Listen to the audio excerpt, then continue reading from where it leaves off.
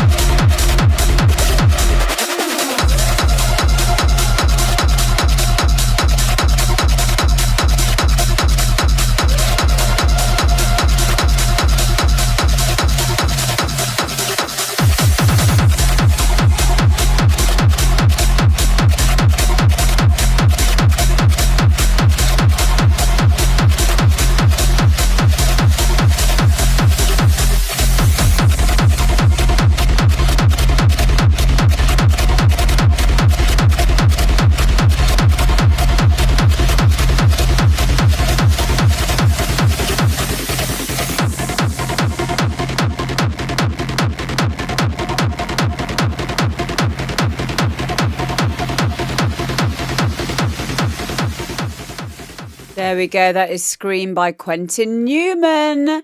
So this is Quentin's first techno tune that he sent in. He's sent in other tunes before, but this is the first techno track that he's done. I like it. I like the arrangement. I think it sounds quite full. Maybe the rumble was a little... it wasn't... For me, it felt like it maybe needed to be a little bit tighter, but that could be a subjective thing. As a first attempt at a techno tune, it's really, really good. It's outstanding, in fact, for a first attempt at a techno tune. All of the sound choices were perfect for that new style of what they call peak time techno now. Very hard style-esque noises in there. Yep. Really, really strong tune. I wonder what it is that I mean by the rumble. Let me just have a look. I love that area. Boom, boom, boom. I love it when you move into like that kick with that kind of like pitch down tail at the end.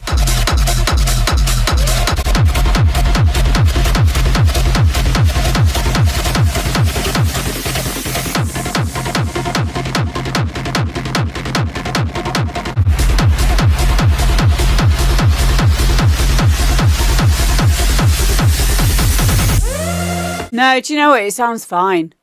I don't know what I was thinking before. I'm listening again, and it's...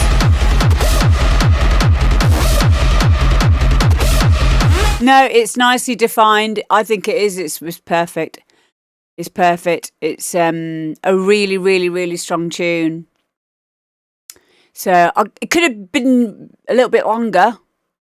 It's 3 minutes 30, but I know it's because I'm old. I like my tunes to be like 5 minutes long. So I'm not being serious when I say that at all. I know that it's kind of like the way that you kids do it these days. Very proud of you, Quentin. Awesome, awesome effort. So thank you for sending it in. And make sure you go and follow him, please, gang. Thank you. It's going out in November. Awesome. So it's even been signed. That's perfect. Fair play, mate. Well done. Well done.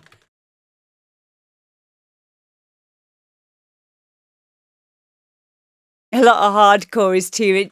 Right, this is... Do you feel like, when you buy a track and it's only 2 minutes long, don't you feel a little bit like hard done by? Like, what? Because now I've got to buy more tunes for a set. Like, if I'm doing a set at a gig and it's an hour, I know that typically that's 12 songs.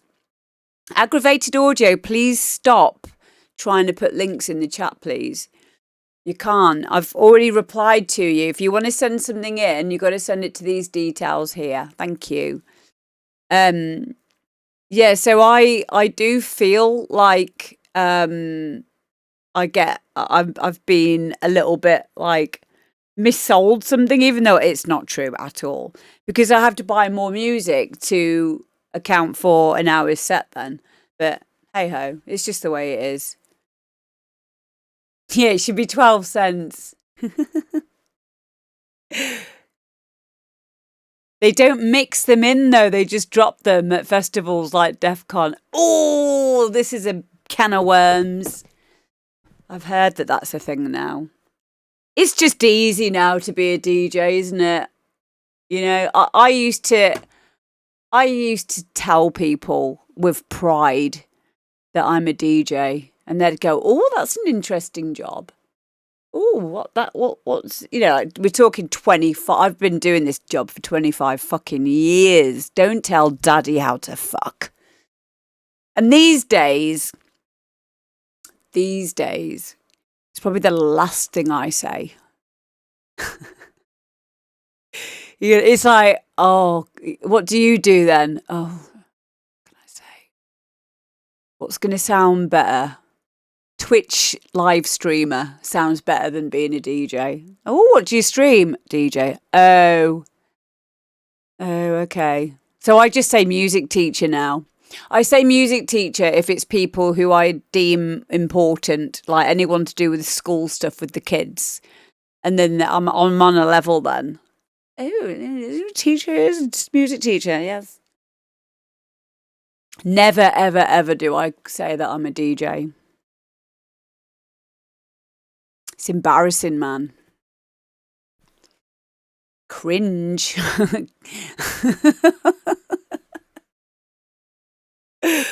Oh dear. But yeah, it's just very easy now. It's very easy. But it doesn't... I can't say that it bothers me. I like being at home. I like being at home, too much to worry about, possible loss of gigs and things like that. Years ago, it might have annoyed me a little bit. And it annoys me for people who I know who are really good DJs who deserve, in my eyes, deserve a bit more recognition. But also, I do think there's also space for everybody. I think you've got those events where it's cake throwing,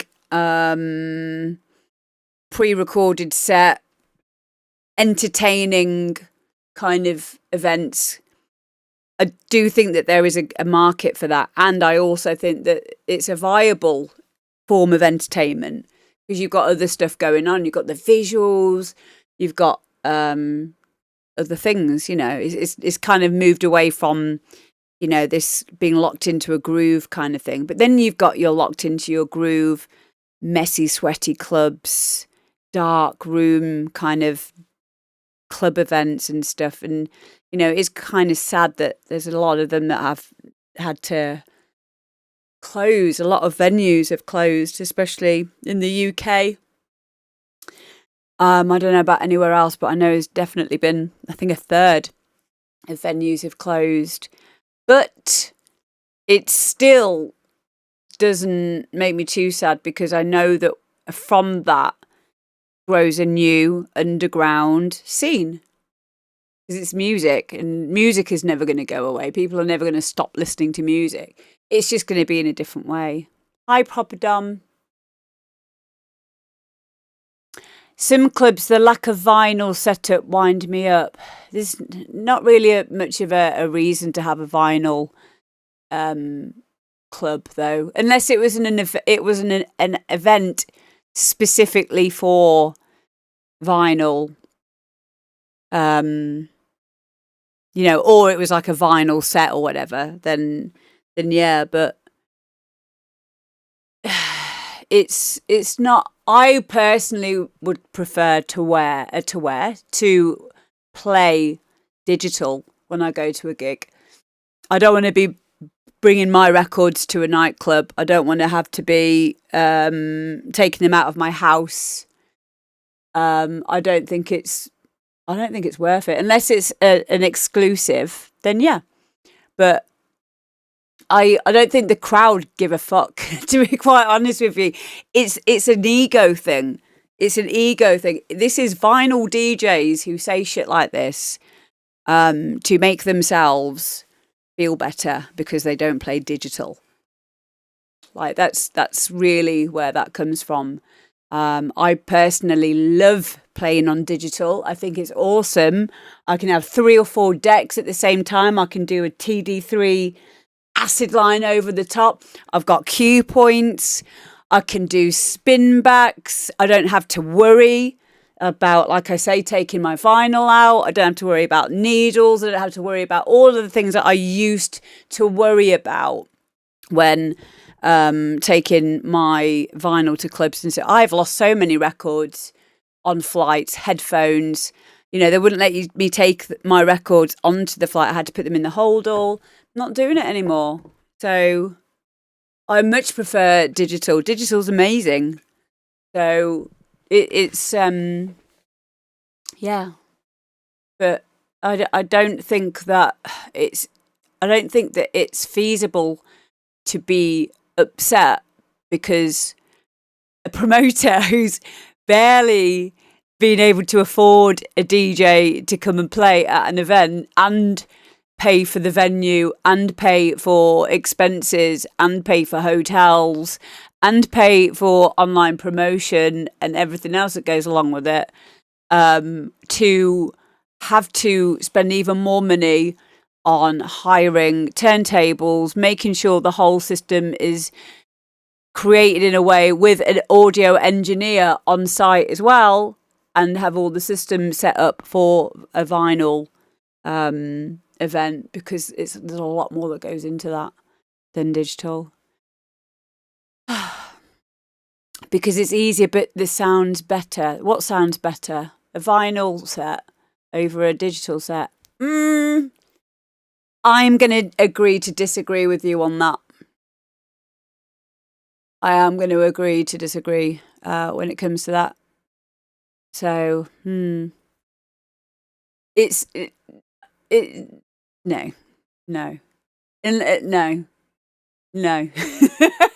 As much as I love my vinyl, I love playing a vinyl set. However, scientifically, that's not true. So, just no. Yeah. It was to do with the way that it was produced years ago. A lot of stuff is limited now. Very, very highly limited. Not a lot of dynamics to it. But yeah, maybe because science, maybe we should have a talk about that another time.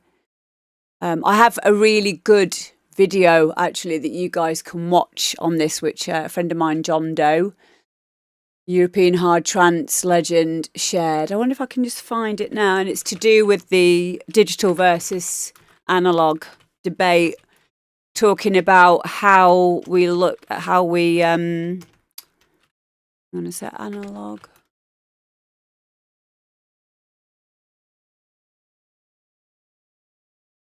Because it's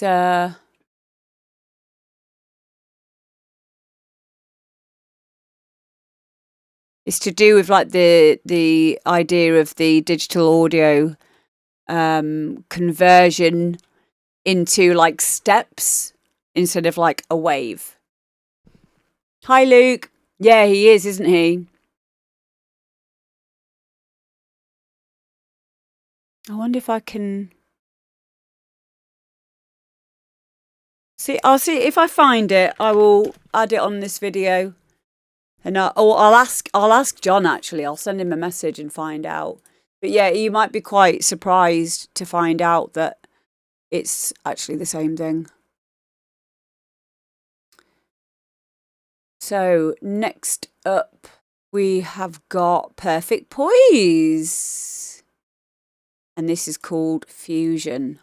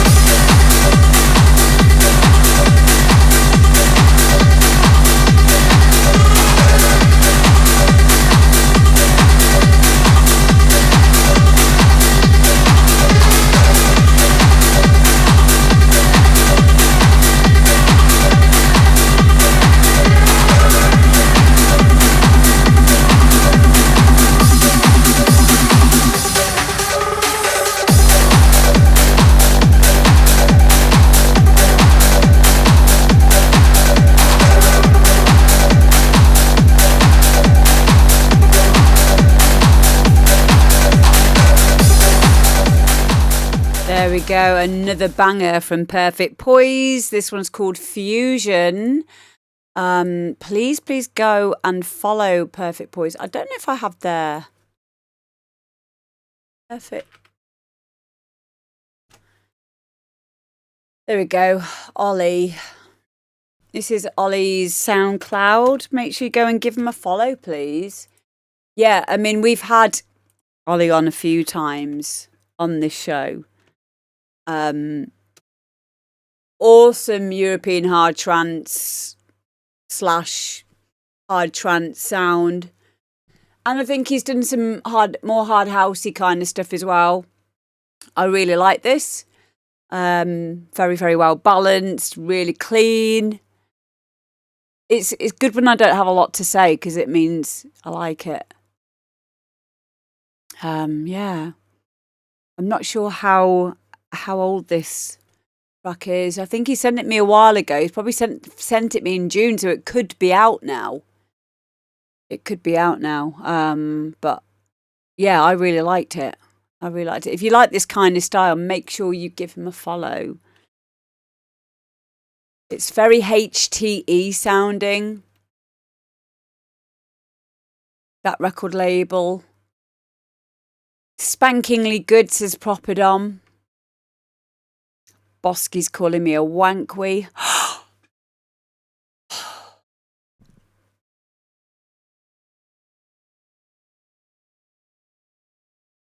It was heading into like Fat Bass, Blow Your Mind. Yeah, it did sound a bit like that. Yep. Is this on vinyl yet, says Properdom? Should be, shouldn't it? Bosky said, I'd like those pads to be brought out a bit more. So yeah, everyone's enjoying it. Luke says, I love the drive on this. Sounds like a lot of wicked old Alex Hamlet stuff.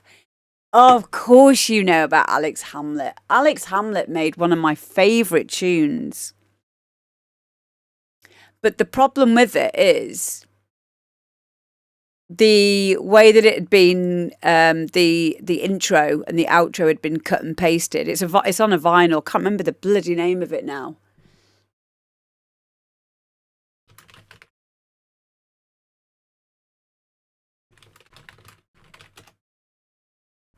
Sector 1. It's called Sector 1. I fucking love that tune so much. It makes me so happy. But the intro and the outro, the way that it has been is slightly off grid. So when you mix it, you have to kind of fight with it to get it in. But it's so worth it that I will still play it, even though it kind of goes out randomly and you have to like put it back in again. Such a great tune. Oh my God. I have, you know, like when you have certain points in your life where literally all you have is music.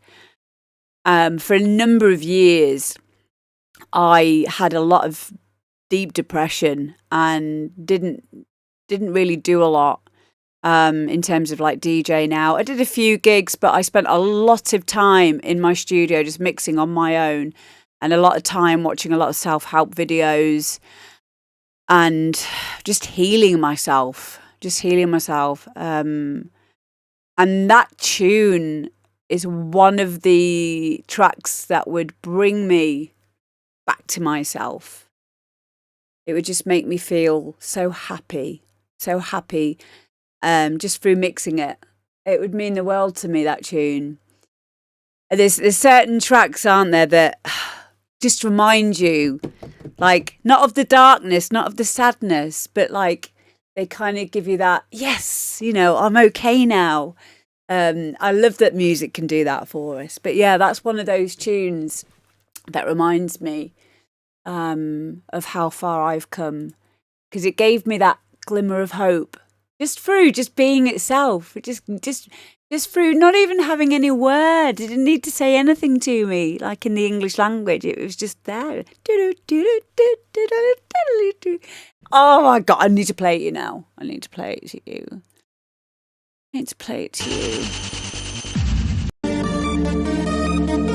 That's the Equinox remix, which is also very good, but we need the original. Where is it? Sector 1.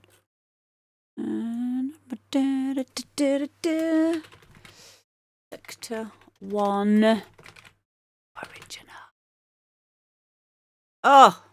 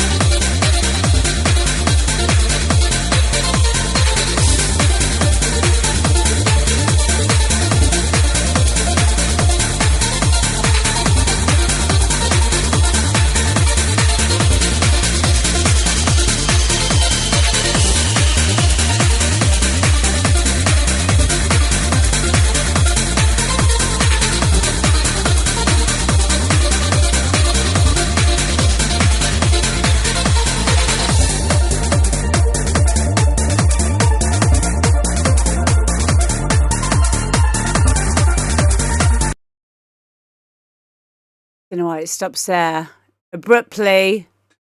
Thanks, YouTube. YouTube. But yeah, what a tune, man. What a tune. Thank you, Kutski. I just want to say hello to Kutski. Hello. Hello. Hello, everybody. We were just listening to a song, not a demo drop song, but we kind of went a little bit off topic because we were listening to an amazing track by Perfect Poise. A track that brought me a lot of joy at a very hard time in my life, and that was this Alex Hamlet Sector 1. Amazing what music can do for us when we need it. But yeah, there's just something about that particular, that melody. It's so uplifting.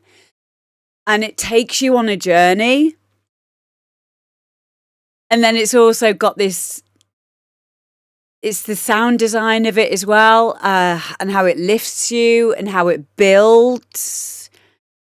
Very, very different to a 4-bar riff and repeating itself. This tells me something. I feel like I'm having a conversation in my head when I hear that, like without any mushrooms. Like it gives me that same effect of kind of like the question and the answer. It sounds like it feels like I am processing stuff that has happened to me when I listen to that particular riff. And that it's not just that song. Other songs do it, and I'm sure you guys can relate to this. But what a gift to have, to be able to create a piece of music that's so meaningful, you know? And so authentic. I just think it's amazing. I really do. I have so much admiration, and I proper fangirl over that tune. Thank you for bringing up Alex Hamlet, because like it's very rare that anyone knows about that tune. And it reminds me as well. It's just amazing. John Doe again is another one that instills that. Guy, you know, my husband, he's the same as well with his riffs. I just think it's amazing. So yeah, thank you. Thank you for that little detour. But yeah, what's your happy tune? What tune have you guys got that makes you feel really good? Once again, if you're not already following Kutski, please go and give him a follow. John Doe Spanish guitar. There you go. Another one for me. Agadoo, says Richie. Yes, mate. Another one for me would be... I've forgotten it again now. Oh, no, I haven't. Red Snapper. K90, Red Snapper. Another one is one that I played last night, which is the Hiver and Hammer remix of Madeline Beautiful Child for that riff and the amazing synth lead sound in that. Man with the red face, yep. Guriella. Saint Etienne, looking good, says Cammy. Yeah. How how blessed are we that we have this ability to feel better when we listen to music. It's amazing, isn't it? W&W Invasion. It's magical. It's magical that music can do that to us. With all of the sham, drudgery and broken dreams that's going on in the world, all of it can be forgotten with music. You know, we can all come together. Not like that, Richie. When we listen to music and we just take off the words. I love it. I think it's awesome. I really do. Next up, we have got Slenderman and Matt Clarkson. And this is a track called Made Up Stories. Here we go.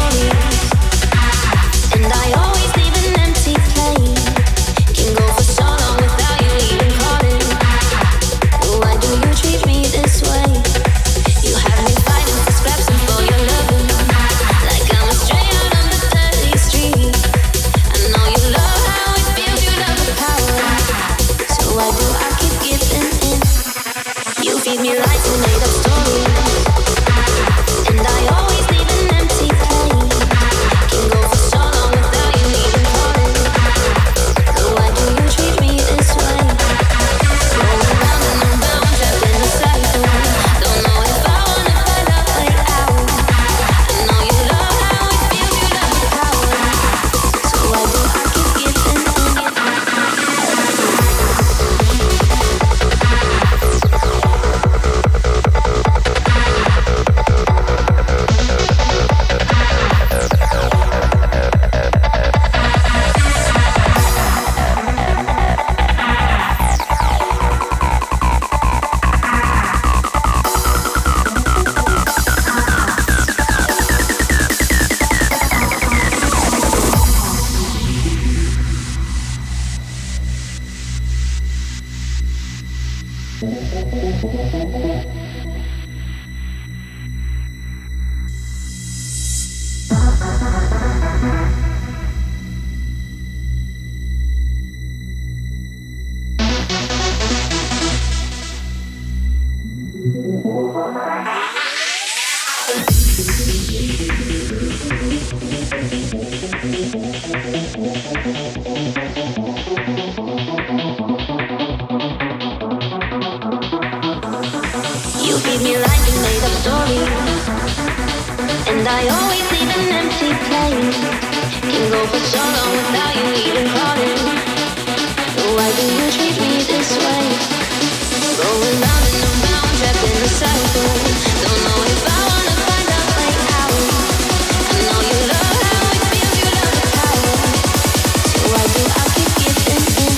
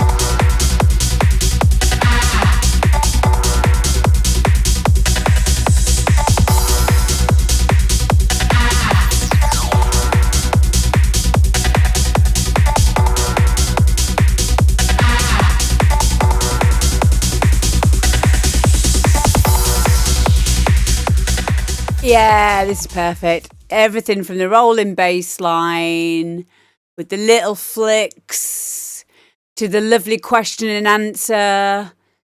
Hoover in there, just a splash. Really cool vocal, which I've not heard before. Great energy. Really nice 303 pattern in that as well. Not predictable. And very, very, you put it front and centre, which I appreciate. As a big advocate for the 303, I think it should be present. I think it should be forward in the mix. I know a lot of people, including myself in the past, have been a little bit like, not sure like where this is going to be placed, and then end up, putting it back and then like filtering it quite a lot. So it's more kind of like mid highs. I like the fact that it was very meaty. It was very, very present, like I say, in the middle of the mix and had its moment. Very important. Yeah, really, really great tune. Really great tune. Thank you for sending it in. I need to give you guys Tim's. I need to get, hang on, Matt Clarkson as well. Let me just get Matt's SoundCloud as well. So you can give Matt a follow too. Go.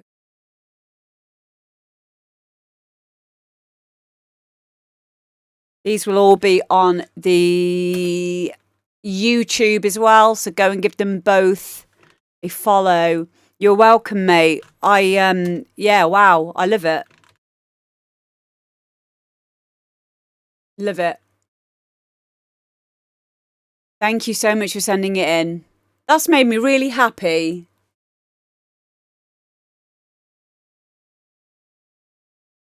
Awesome tune. Okay, next up. I'm going to do the people that I know are in chat. That doesn't mean that you can go away afterwards, by the way.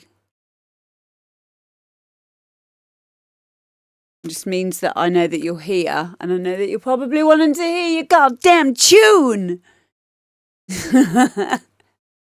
So here we go. We have got, next up, we've got Easy Kill and Paper Crane. Paper Crane!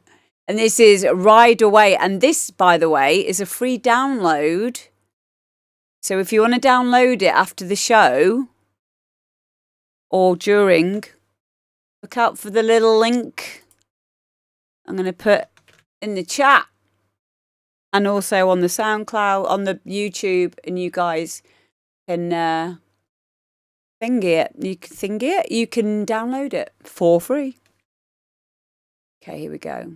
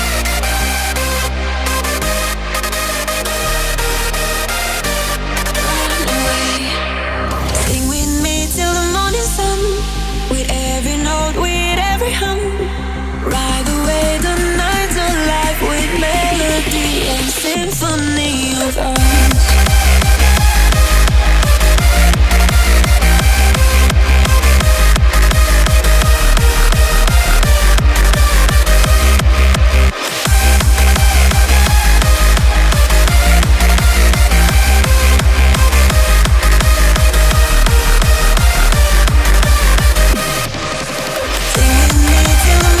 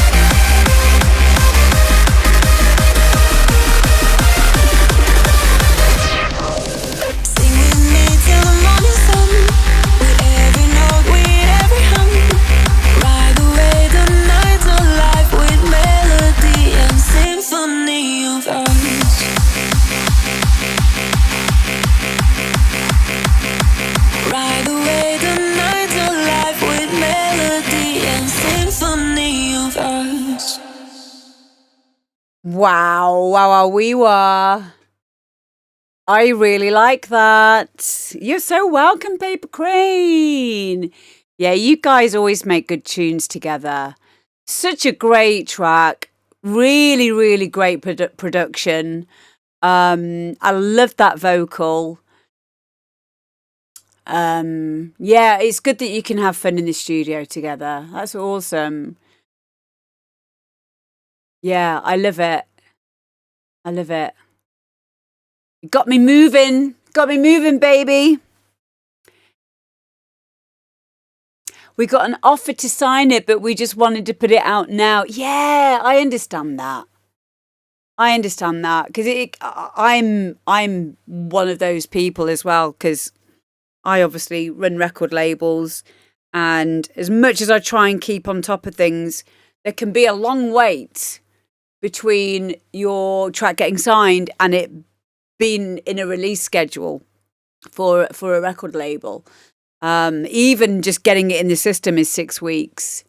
So yeah, I can understand you wanting to get it out there. And I think sometimes doing a demo, doing a free download can provide you with a lot more in terms of engagement and overall control about, of your music. Not only that, I don't know if you guys use platforms such as Hyped It. I sometimes use Hyped It. I found it to be a really good way of getting hold of email addresses, for example. So Hyped It, you set up a download gate. Yeah. And it works seamlessly with SoundCloud.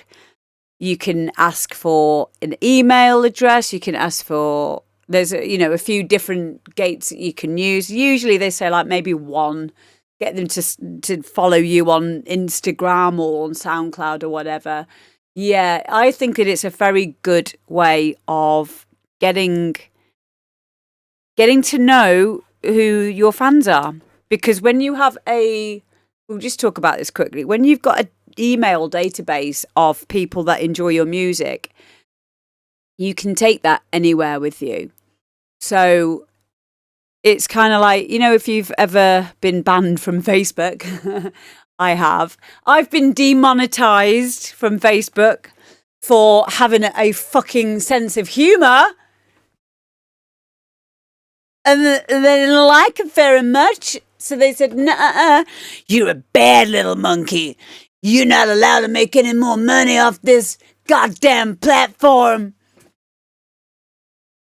So, yeah, I got my monetization taken. I've got it back again now, but it was gone for like two years maybe, or a year. All because, I'll tell you why. I bought a dress with notable serial killers from the 1970s on it. And I was like, look at my dress. Oh, like, got a serial killer. And everyone went, oh my God, you are mentally unstable. You need to go and get help. Do you remember? Do you know what the irony is? I bought it off Facebook Marketplace. There was an advert for it. So apparently the problem is it's glorifying dangerous individuals, which is against their T's and C's. I didn't know. There we go. Yeah, see, it's a fucking joke. It's a joke, man. Why was I telling you this? Oh yeah, of course. So you as a artist, an independent artist, you got to look after your investment of you. You can't rely on any platform, because if that platform is taken away from you because you've done something that you didn't realise offended somebody, or you might even have had your account hacked, it's really dangerous to put yourself in those positions. So if you get yourselves email addresses, for example, then at least you've got that to fall back on. You can then start, curating that. Hyped It is amazing because Hyped It will allow you to have a CSV file of it, and then you can keep that in an Excel sheet. And then you upload. I use MailChimp, for example, so I send out newsletters. Or, if I'm doing an offer on my DJ one-to-ones or whatever, or just being able to keep in contact with people outside of a platform having control over me. And I think that that's a really important safety measure to do as an artist. So sometimes putting a track out there as a free download and getting to know your fans on that level, using a download, an email gate, that kind of thing, can be a very useful way of you future-proofing yourself. So, yeah.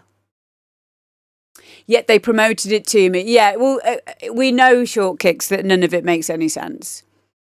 So people are getting cancelled for things that they said 10 years ago or whatever. It's weird. It's a weird world that we live in. So I don't really believe in being cancelled. I think you can only really be cancelled if you agree to it. So I think I've been cancelled 3 times, like hypothetically, but it didn't take. I'm still here.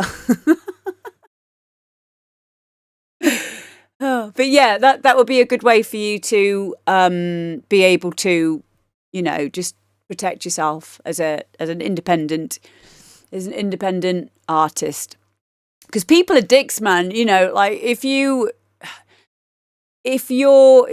do have an opinion and somebody might not like it, people will stop at nothing sometimes to try and deplatform you. I've seen it happen.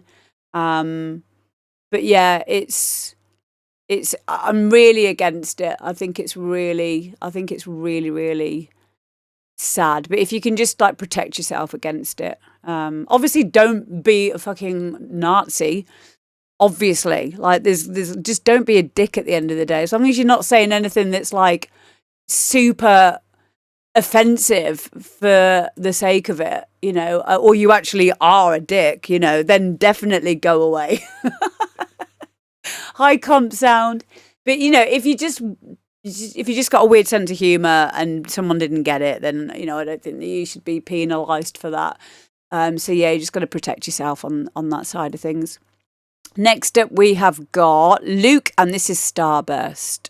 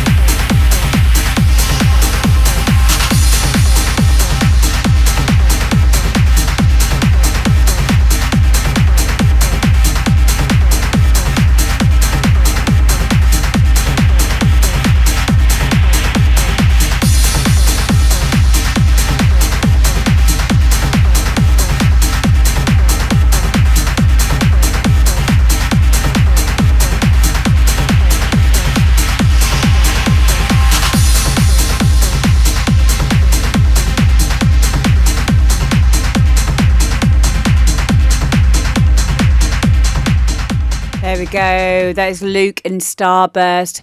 Can I just say the name really suits it, especially when we get to the dun dun dun dun dun dun dun dun dun dun dun dun dun. Such a simple progression, but it's the sound choice, the sound design, and the way that it's moving as well. It put me in that place, and I had visuals to that, which is a good sign.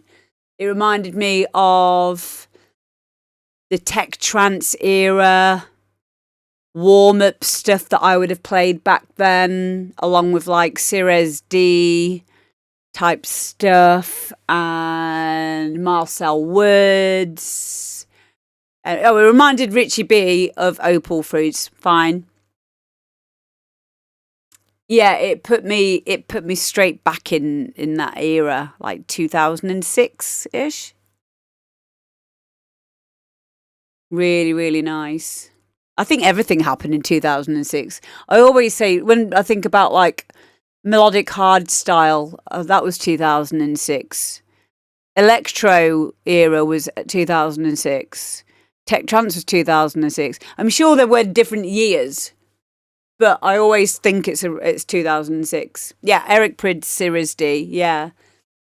The reason why I say that is because when I used to play warm-up sets, or when I was making a compilation album like this one,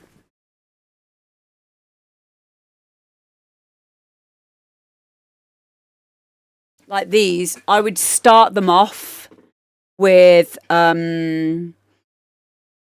like more warm-up-y, techie tracks. So on this one, I start off with Deadbeat Still Thinking and Paul Jane's Anybody Falling, which is like a techie tune.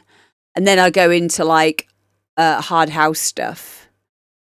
I've not heard this actually for years. Oh my God, what did I put on here? We've got Nick Sentience and Andy Farley Digitize, BK Future Shock. Don't even remember what that sounds like.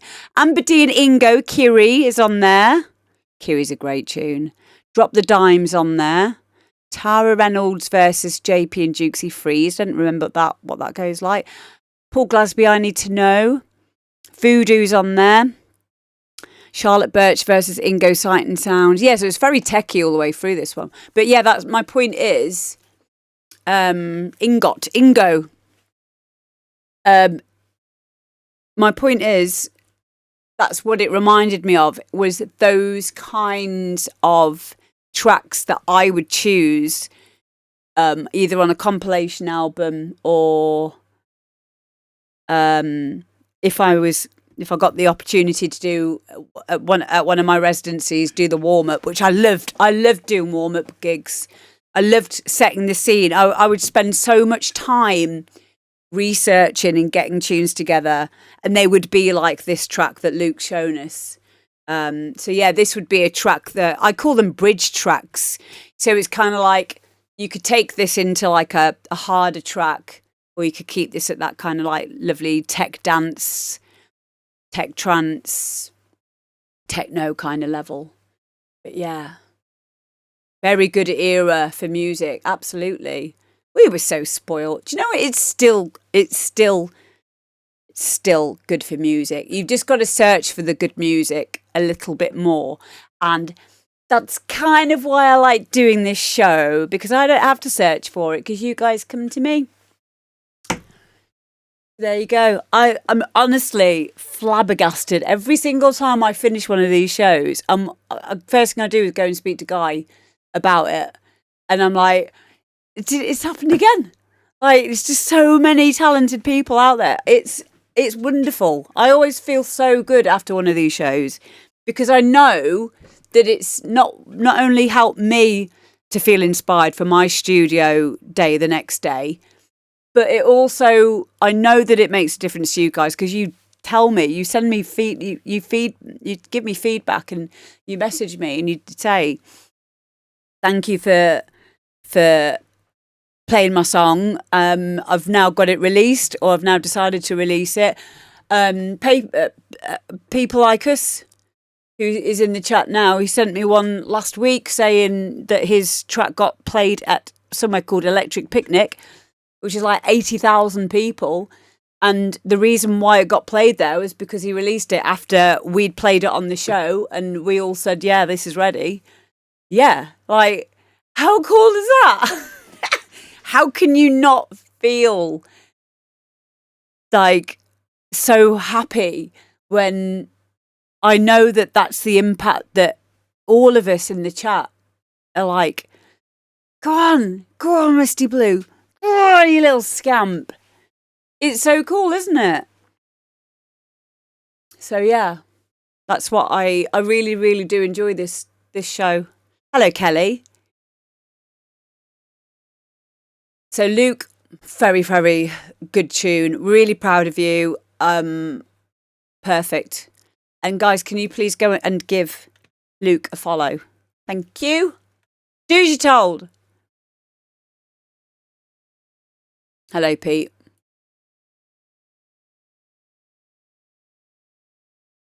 Next up, we've got Sam Gifford. I think Sam's one of the people who's still waiting for me to get my bloody arse into gear with his release on one of my labels.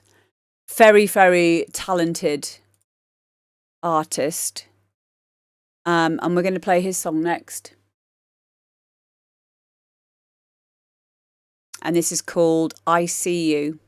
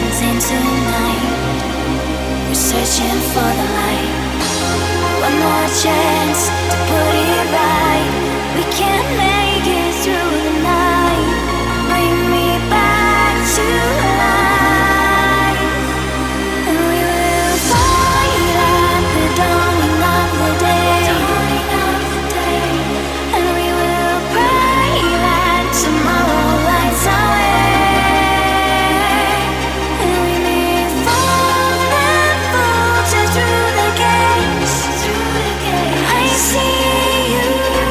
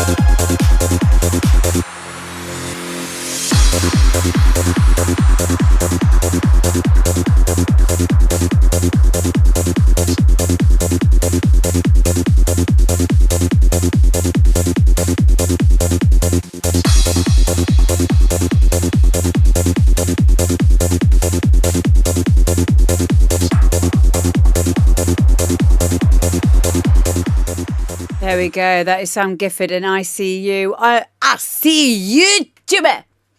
I remember something that he said in his email about not being too happy with it at the moment, but this is its form at the moment. I like it. I think it sounds really cool. Yeah, Deacon, I agree. That bass was lovely. It reminded me of the bass line from System F Out of the Blue.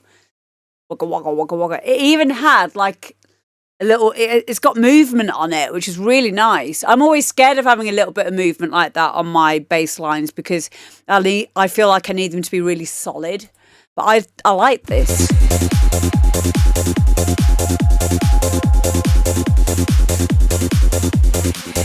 Yeah, I like that. I like it. A lot of energy in it. Really nice. And a lovely vocal as well. I like the arrangement of it.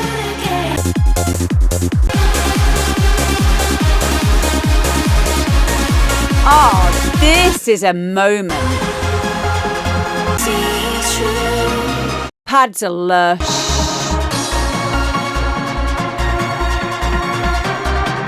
You got your twinkly twinkles, your plinky plonkies, and that beautiful riff. Very, very emotive. It's very melancholy and then uplifting at the same time. Again, it's like it talks to you.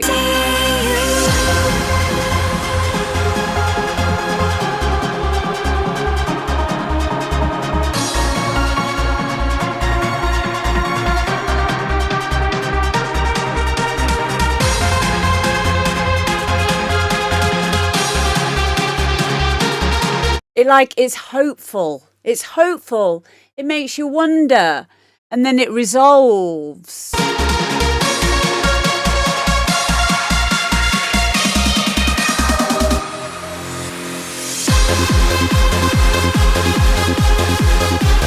Honestly, riffs like that do something to my head. It's like it's asking a question and then it's answering its own question. And I know you know what I'm on about. You know what I'm saying. It's the whole tension release, question answer thing. But in my mind, on a very like, if I wasn't a producer type of thing, and I'm just listening to it, that's what it makes my brain do. It makes me process something. Yeah, it's that's probably the best way to describe it. It's very difficult to put into words something emotive, something that makes you feel something. There's the technical aspect of it from the musical theory side of things where you can explain what is happening in that in terms of the key, the harmonics, like the notes that are being played, the resolution, how that all fits into. But it still amazes me how that has an effect on our brains and our emotions to make us feel something. You know, it's so, so cool. In the same way, I was having this conversation with somebody the other day about, say like in a religious context, you know, you have like gospel choirs. And there's the thing called the missing chord. And there was actually a chord that was banned, I believe, many, many years ago. And that chord, like maybe that's where the saying struck a chord comes from. There's something very, very magical about music and frequency. So gospel choirs will do that. They will move me to tears like a good gospel choir. It's just so amazing how that happens. But then also you can have like gospel preachers, which I don't like them at all. I think they're very naughty, some of them. I'm sure some of them are lovely, but I'm on about the ones that say stuff. They say you're not allowed to kiss somebody if they've got boobies and you've got boobies. You're not allowed to touch your penis with another boy's penis if you've got a penis. I'm on about those ones, right? And what they do, I don't know, FYI, what they tend to do is they say all of this stuff like, God does not like doing that. You're not allowed to do it. You're going to go to hell. And then everyone's like, And then, surprise, surprise, they're a raging homo.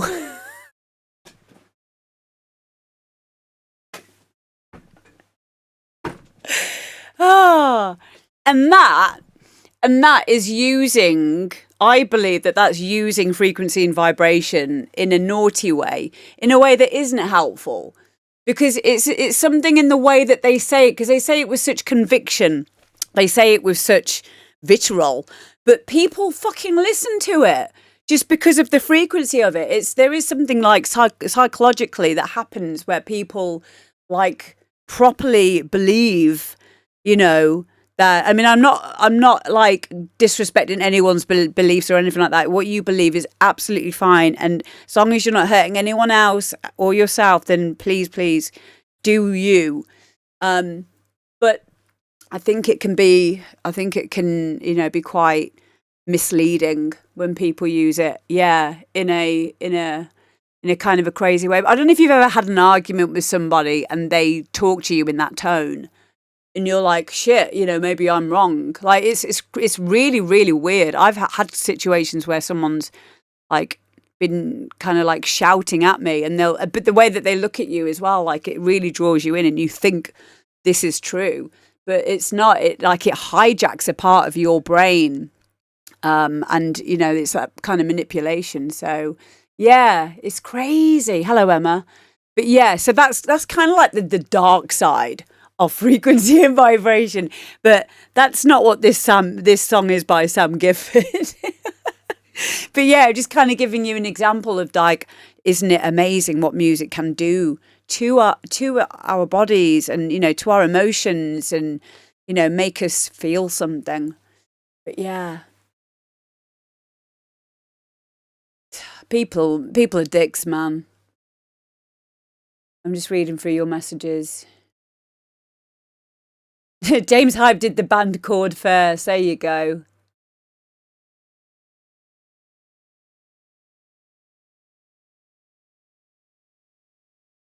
It's always the theology students, is it? I didn't know that. Yeah, it is crazy. But it's like, it can't be chance, this, can it? There's so many of them. That get caught out doing weird shit. And then like that when they get caught out doing weird shit after they've been saying about the weird shit that they don't think anyone else should be doing, they always involve the family somehow, don't they? There was like a picture of them, like, and he's holding his wife's shoulders, and they got their kids there, and like they had something to do with the whole facade.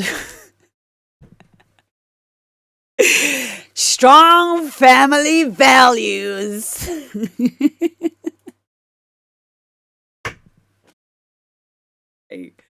People are mental. They really are. The people are peopling. Oh. Cami says, I went to Catholic high school and they didn't push the anti-gay stuff too much. My kids go to a Catholic school and they certainly would never, ever preach that being gay is a sin. I think that's probably some kind of... There's good and bad in everything, isn't there? I think there's probably a very, very small amount of people that make a lot of noise, mind you.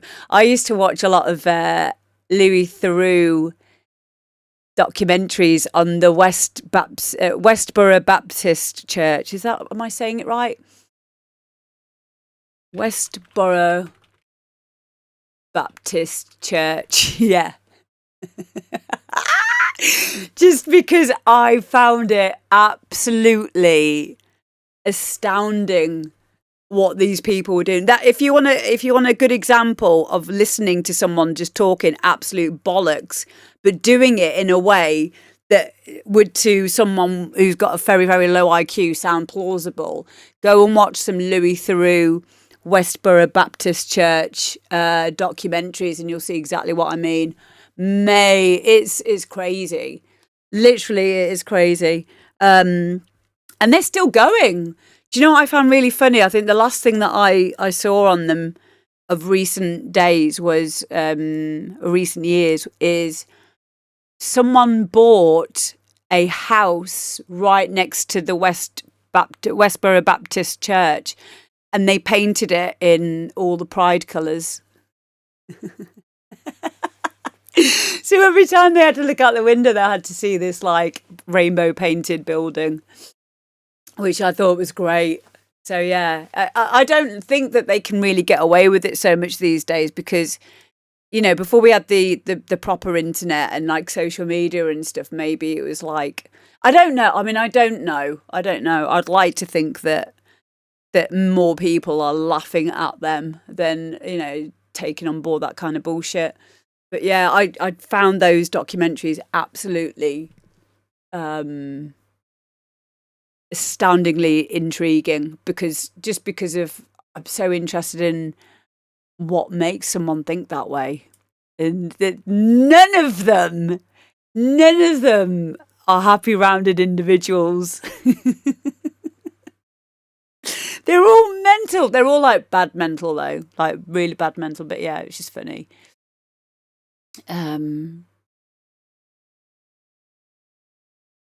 I would genuinely love to sit in a space with you and Guy just to discuss music for giggles. You should join our Patreon. We have a Patreon where me and Guy do our own like podcasts, where we talk about loads of stuff on there. And you can also message me on there and say, you know, if you've got any questions, if you want us to answer or have a discussion, a podcast on a certain topic or whatever. So yeah, tomorrow I'm filming a new podcast with him. I'm not sure what we're going to talk about tomorrow. I think we're talking about what it's like being self-employed streamer. Probably talk about, I know I've got some ideas in my Google Docs, but I can't remember. A lot of it is very much spontaneous because I find that's when we have the best conversations, me and Guys, when we're not like, no, we're going to talk about this. So yeah.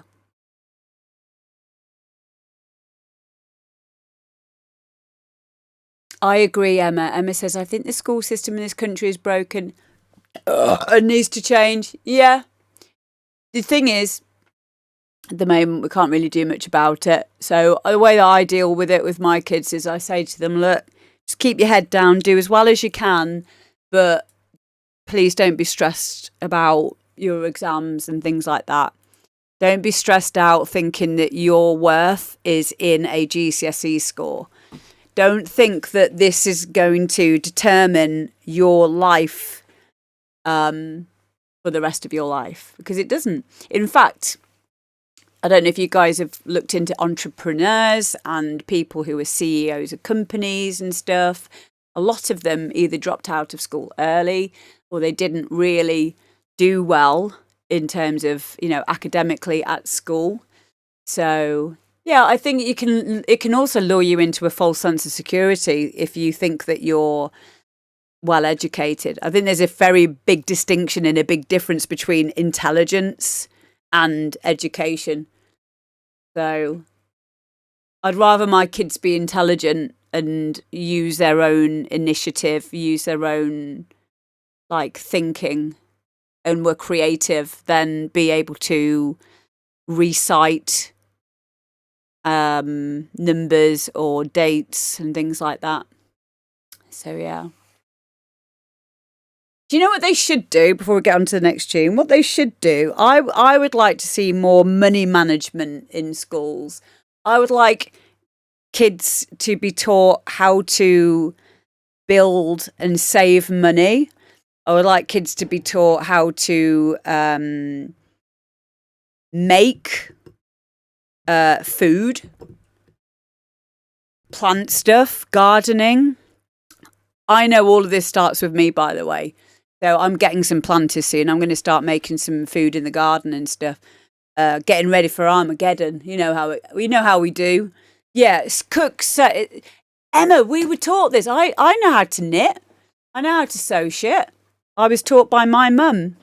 Knit one, purl one.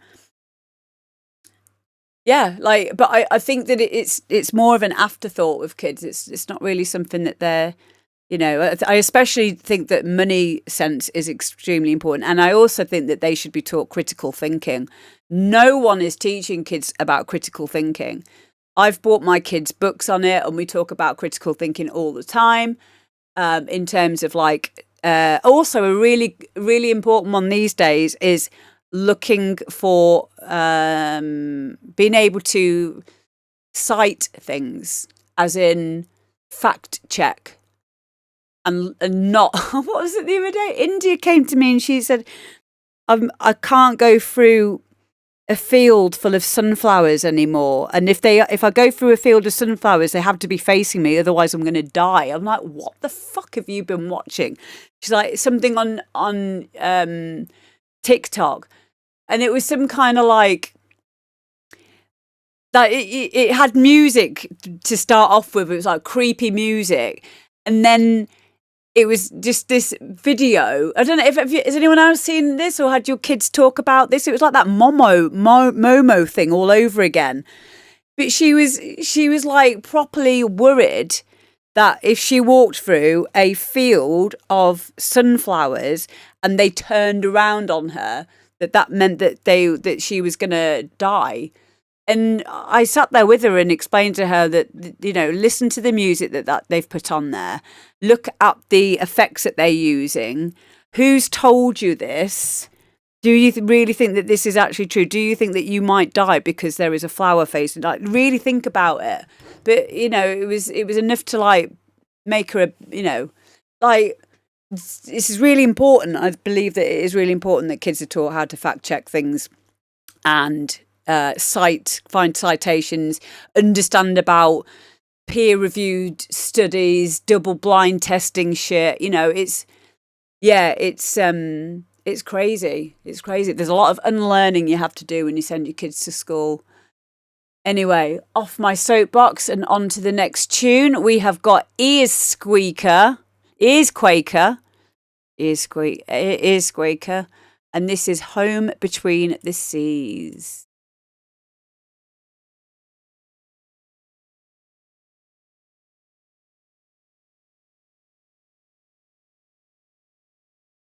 It's a damn tough life full of toil and strife we day by day undergo. And we don't give a damn what the gale has done, how hard the winds did blow. We are homeward bound to this holy ground, let's stand hand in peace. And we don't give a damn when we drink our rum with the girls between the seas. We are all between the seas, me boys, we are all between the seas. Shouted through the crowd, forces strong and proud. We are all between the seas.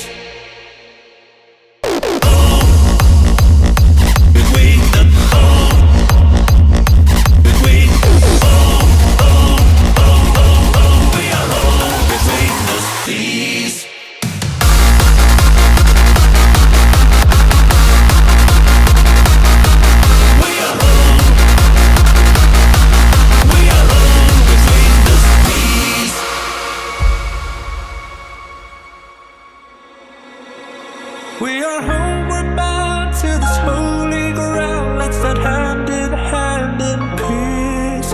And we don't give a damn when we drink our rum with the girls between the seas. We are all between the seas, me boys, we are all between the seas. Shouting through the crowd, voices strong and proud. We are all between the seas.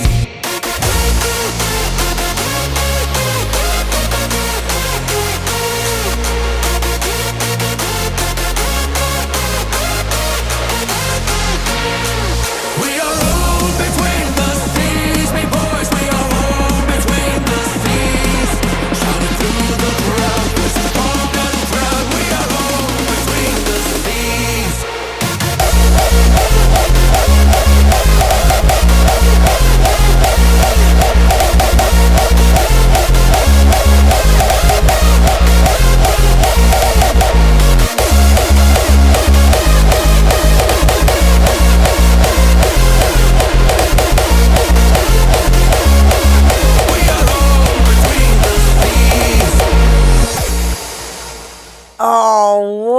Wow, me hearties. How cool was that? Huh?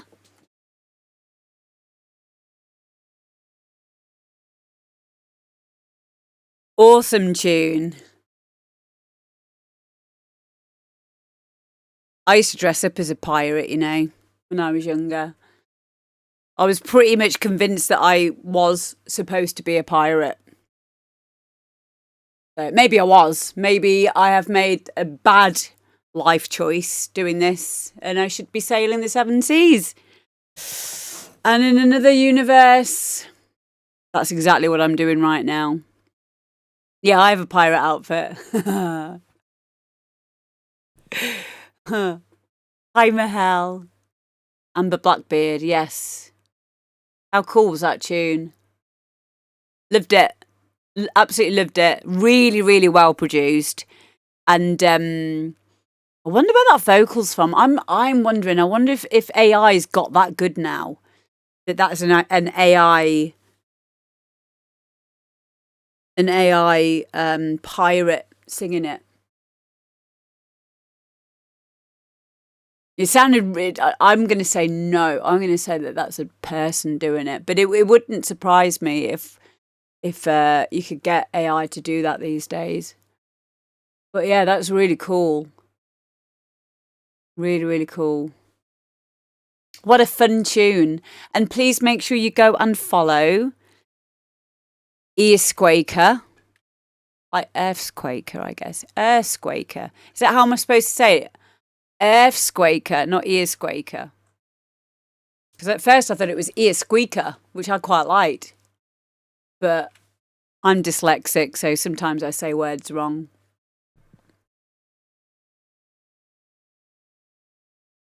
But yeah, I loved it. Thank you for sending it in, guys. Next up. Millsy featuring Naomi Mills. So these two have been on the show before, and this is a remix of a track called Strong London Grammar, and they're doing a remix of it, and Naomi's on the vocals as well. Here we go.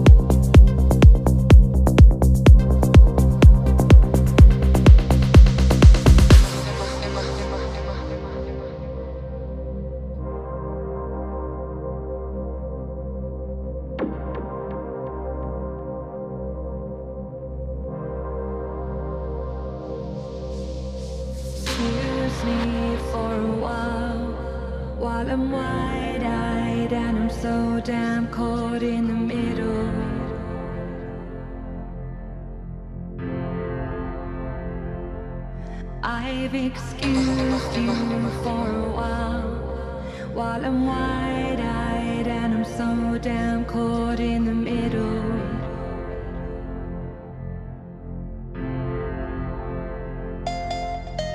And a liar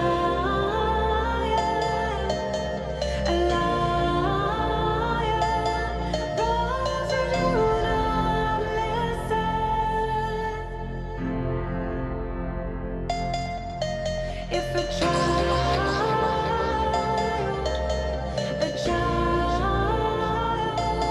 cries, but you're not forgiven. Your mind speaks so strong. Your mind speaks so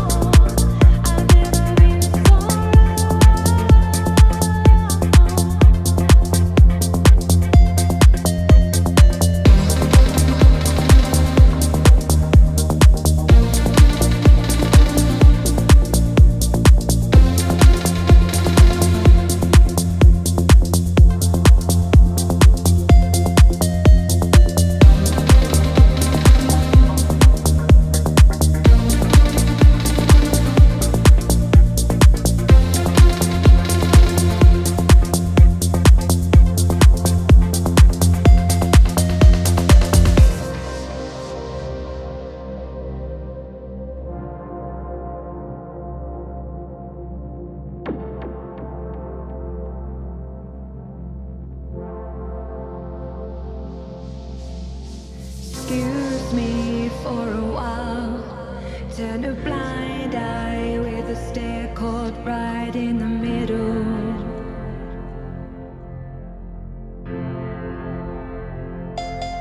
Have you wondered for a while?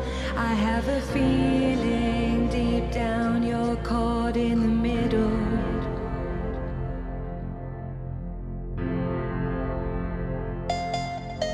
And a lion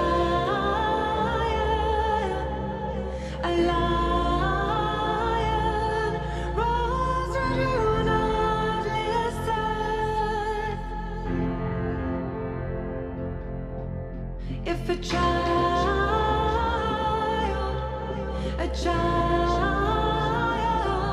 cries, would you not forgive them? Your voice is so strong. Your voice speaks so long.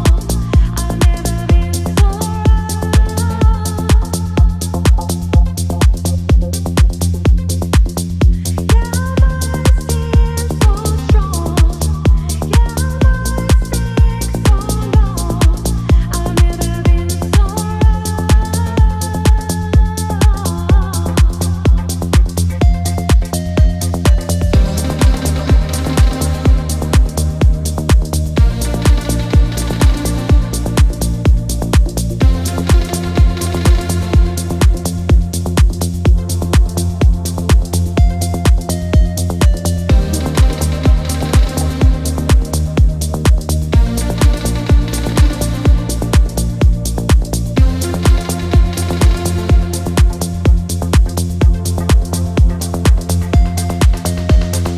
Use me for a while I'm wide-eyed and I'm so damn caught in the middle.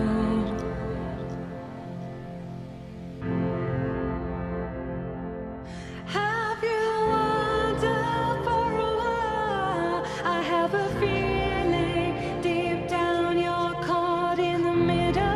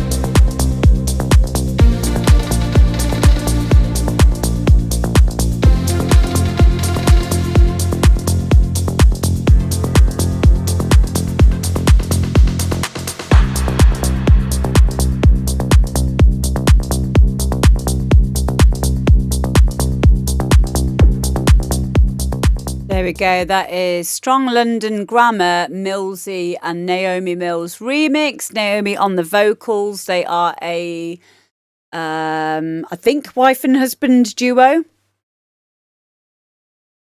So, yeah, I really liked it. The only thing, I really liked the kick and the clap, by the way. I thought that was really nice. A nice, it had a nice top end on the kick and the clap. Really nice. I thought that vocal needed to come forward a lot, though. It was too hidden in the mix. So something that we have talked about before, something that I used to get a little bit incorrect with my mix downs with vocals, is I wasn't placing them loud enough. Because typically what you do with dance music is, let's say you start your kick at -6, and then you want your bass to be tickling the balls of the kick at -6. And then from that point, then your percussion, open hi-hats, close hi-hats, rides, clap, toms, whatever it is, will sit somewhere underneath that. Sometimes at like -16, maybe even -18. But, you know, it's certainly not going to be anywhere near the levels of the kick and the bass, because they're the most prominent things. They're what carries and holds the track together. So the vocal, try, and even though it feels like it's too much, try and have it as loud as the kick and the bass. Because something that sometimes we can do is like we pull back on that, because the kick and the bass are supposed to be like the loudest things. But yeah, the vocal definitely it needs to be. We need to hear what it's saying. It needs to have its moment, and also don't be scared of, you know, like don't try and like shape it too much with your EQ. If it needs anything, if it's been a recording and you might have a bit of floor noise, then sort that out first of all. If there's any fluctuations, which there will be because it's a vocal, in volume levels, try and do that manually before putting any compression on it. Because if you can sort out those peaks and get them roughly the same with a bit of manual volume automation, first of all, then when you add a compression to it, it will be more level and it won't like overcompensate in areas. The compressor won't need to do as much work. So that's for when you're doing your own vocals, basically. And also maybe think about using a shelf EQ over a hard cut in the nether regions, in the bass, and also in the treble as well. Having a nice, easy, smooth slope with the shelf EQ can sometimes give a more natural effect and not take out too much of the body. But saying that, don't be scared of like having a cut, you know, further down, like past like maybe 20, 30 hertz, because of possible rumble, depending on how you've made. Because the thing is, if you knock the microphone a little bit when you're recording, depends on the recording, but if you're scared of that, or there might be some kind of like maybe feedback from the desk or something like that, and that will then be amplified if you then compress and boost. So probably cut on the low ends just to make sure that there isn't any of that going on. But the shelf EQ will be helpful because it's less likely that you'll come into any phasing issues. A rumble in the nether regions, yeah.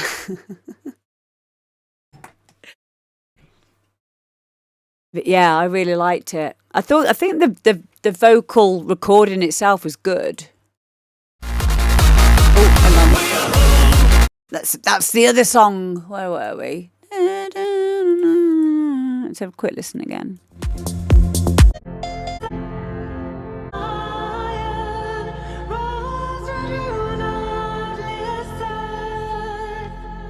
There's a lot of effects on that as well. It sounds like there's a chorus effect on it. It sounds quite... I think this has been set back.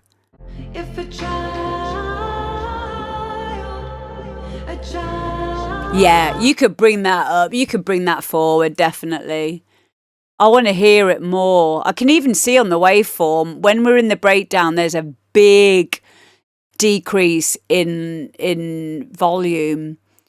So this definitely needs some help with the mix down. But all the ideas are great. So, yeah. Yeah, definitely not enough mid.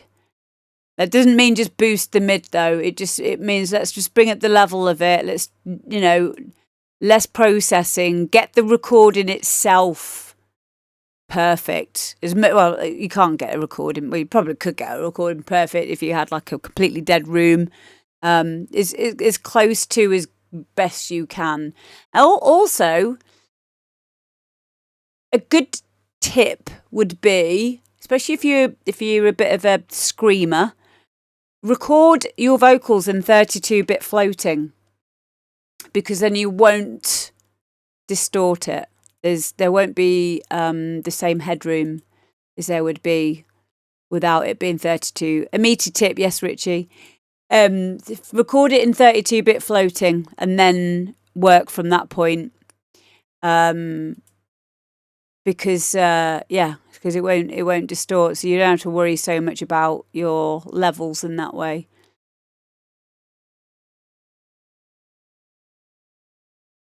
Yeah, good effort. I liked it. Thank you for sending it in. Next up.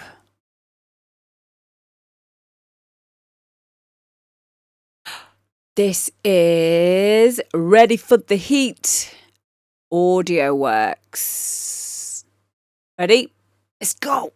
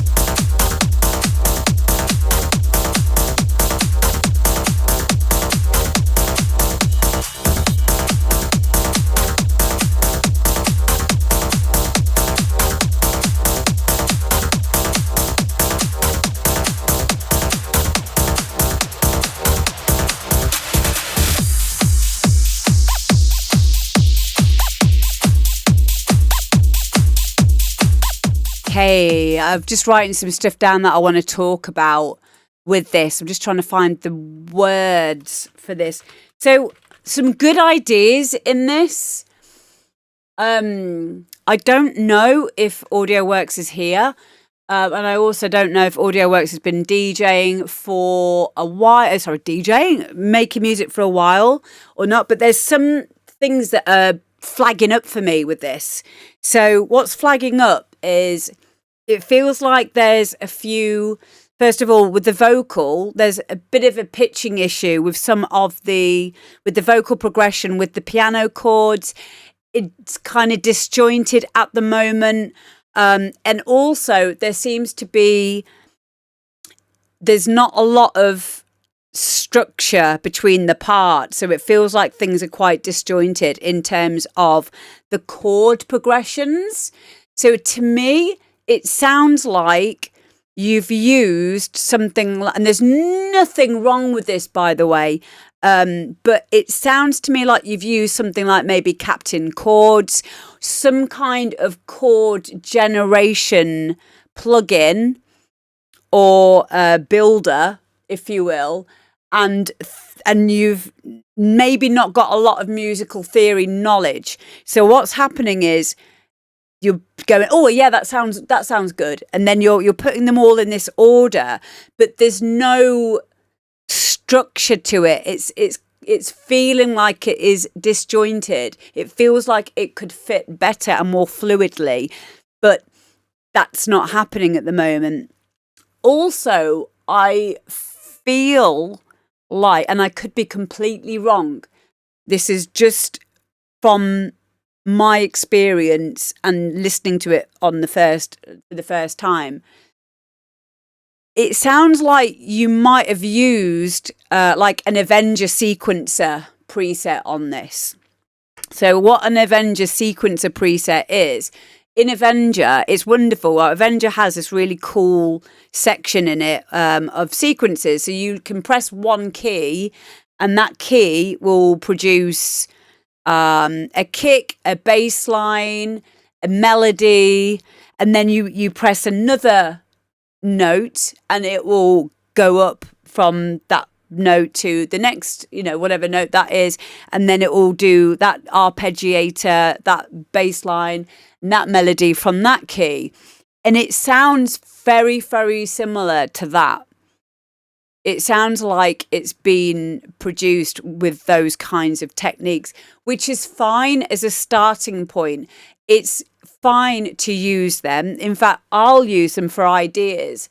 And then what I'll do is I'll use burn to MIDI and then put that MIDI pattern. So like if I've used like a sequencer and I'm like, oh, I really like that melody of the arpeggiator or something, what I'll do is I'll get that MIDI pattern and then I'll start playing with it from there. So I'll burn it to MIDI, put it onto a MIDI pattern, find or create a brand new sound, and then work on it from there as a starting point. But there will always be notes that you need to change in order for it to fit around your bass line, around your vocal.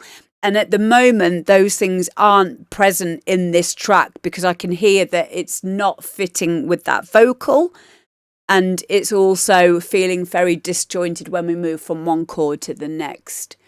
So it's more of a music theory issue, and also probably relying a little bit too much on chord generation plugins to give you a progression. Nothing wrong with that. Like I said, it's good to get yourself out of a rut of like, or an obvious progression. I'm classically trained, so I fall into safety chord progressions, which I'm used to hearing, but they're so obvious and they're boring. So I sometimes will use a chord progression, a chord generator to get me out of where I think the progression should go, and it will give me like a diminished chord that I'll be like, oh yeah, or augmented seventh, and I'll be like, oh, I didn't think of using that. But it will put me in a different place. It will send me in a different direction. So it's useful. It's to be used, not relied upon. That's what I'm hearing anyway. I could be completely wrong. But I really thought there were some really strong ideas in this.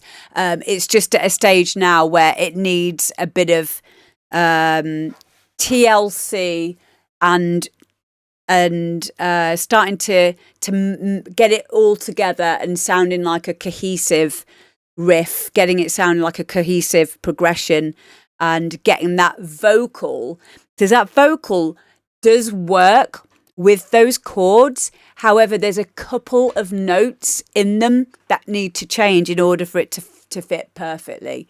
So that's my advice. But thank you very much for sending it in. And if you guys want to go and... Oh, hello. I'm not talking to myself. One of my children's in here. Which one are you? India. I've got twins. I don't know. Who are you? So make sure you go and follow... I'm joking. I know it's her. You are India, aren't you? They can't see you. You need to come here. Oh. Hi. Is it my friend? Yeah, Richie's there. Hi. There we go. Kid Dynamo says, my rule is to have at least one black key in the chord. Yes, exactly. Go. Been to see her little sister today. Oh, did you pick her up from school? Yeah. Oh.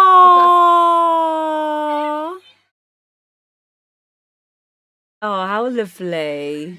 Oh, good. I'm glad you've had a good day. That's really cool.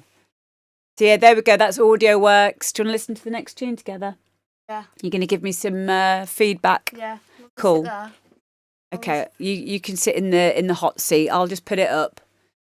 Okay, so we have now got Venkman and John BW. And this is... What's this track called? It's called Last All Night. Here we go.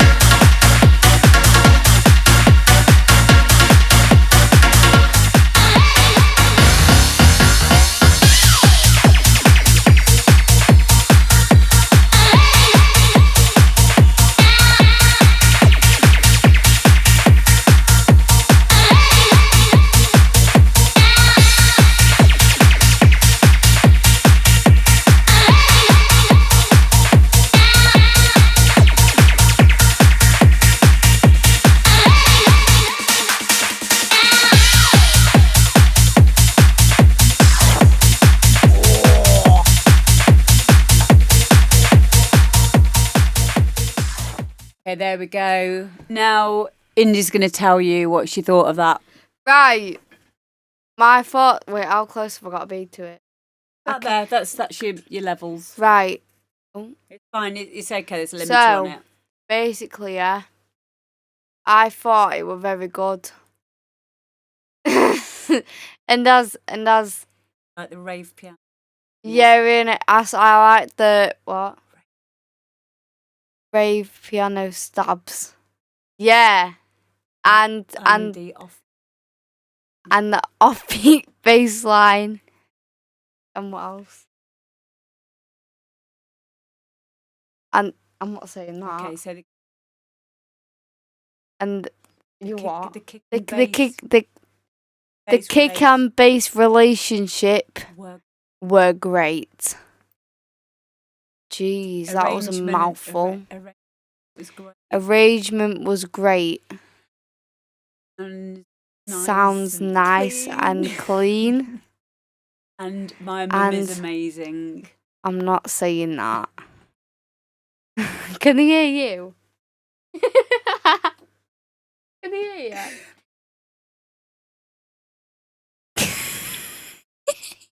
You liked it, yeah? Yeah, I did like it, but like, it's like just not something that I would like I wouldn't play because like I normally like listen to things with, like lyrics in them. That had lyrics in it. Yeah, but like not that kind of lyrics. Like, do you know? Oh, what's he called now? I forgot his name. But Ed I've lost Sheeran? it. No, not Ed Sheeran. It's a rave person. Elvis Presley. That's not a rave person. You mean I saw you that you wrote something on his thing. Ben Hemsley. Who's that? Oh no, it was your sister. She was liked one of the Yeah, I don't know who that is. Okay. But anyways, yeah, that's like I liked it, but like it's just not something that I would James play. Hype. Who's that? Okay, don't matter. But like, yeah, Scooter. it's like not something that Lewis Capaldi. Yeah, I actually like Lewis Capaldi. Is actually alright, but I'm saying rave music. Calvin Harris. That's his name. Oh, okay. Yeah, Cool. the one with I've forgotten the name. Ellie Goulding. Yeah. Yeah.